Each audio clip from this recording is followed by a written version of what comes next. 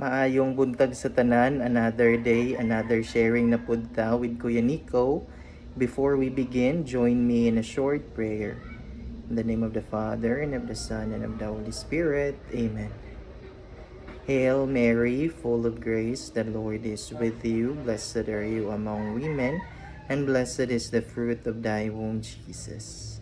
Holy Mary, Mother of God, pray for us sinners, now and at the hour of our death. Amen. Mary, refuge of sinners, pray for us. In the name of the Father, and of the Son, and of the Holy Spirit. Amen.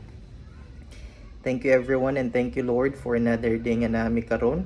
So quick sharing ni Kuya Nico today will be taken din sa atong the Youth Catechism of the Catholic Church, mga igsuon. Alright? So din na ta sa page 28 gyapon, number 27, question and answer. Okay? So the question ni number 27 is, how did the creeds come about?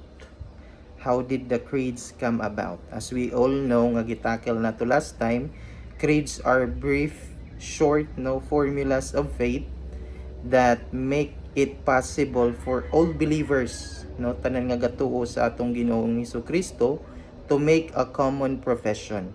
So dili lahi-lahi, dili kanya-kanya, but a common profession of our Catholic faith directed towards our Lord Jesus Christ. For He is the source and the summit of our Christian Catholic faith.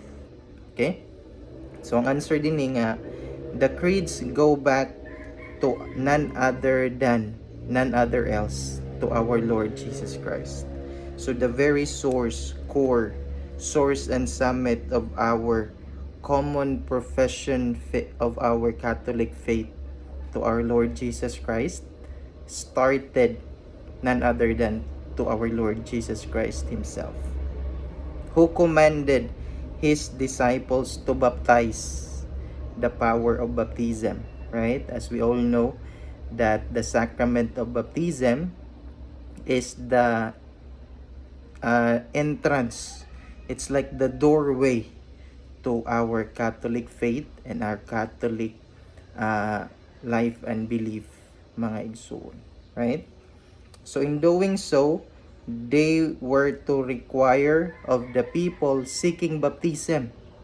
So katong mga tao nga gusto mabaptize and be part of the mystical body, the Church of our Lord Jesus Christ, they were seeking baptism, they should have the profession of a definite faith. Namely,